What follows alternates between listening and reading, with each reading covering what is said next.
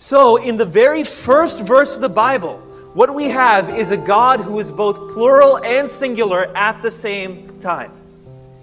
The Trinity is present from the very beginning of the Bible. And there's so much more to share there. You can see the Trinity in Genesis 1:26. You can see the Trinity in Genesis 1:27. You can see the Trinity in Genesis 1:2-3. Actually, I'll read that part. In the beginning, God created the heavens and the earth. The earth was without form and void, and darkness was over the face of the earth. And the Spirit of God was hovering over the face of the waters. And God said, "Let there be light."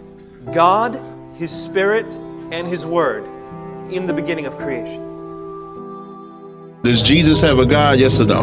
He submits to the Father as his God. He just said... Wait, do you want me to break that down? Am I being punked? What I'm showing you is that just because the head of Christ is God the Father doesn't take away from Jesus having the same divine nature as the Father. Like, for example, if the head of every woman is man, are they not both human? So notice how this is talking about rank, not nature. So what I'm saying is that yes, Christ humbles himself to the Father. He's subordinate to the Father willfully, but that doesn't take away that he himself shares the same divine eternal nature as the Father, as we see what the scripture says. For by him all things were created. Was he created? If you say yes, then you have to say that the Father created Jesus through Jesus. That makes no sense. One last thing I want to close with is some people will say to me, but Nabeel, the Trinity is not present in the Old Testament. This is something new that Christians came up with. I don't think so. I think when you start reading the Old Testament a bit more carefully, now through the lens of clarity that we have from the New Testament, you start seeing it in the Old Testament.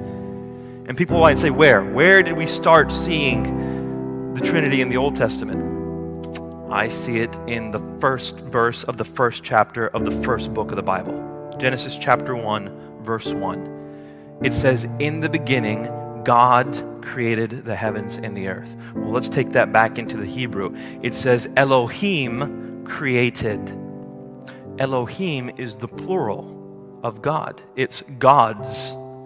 In the beginning, gods, but then the word created treats that word as if it's singular.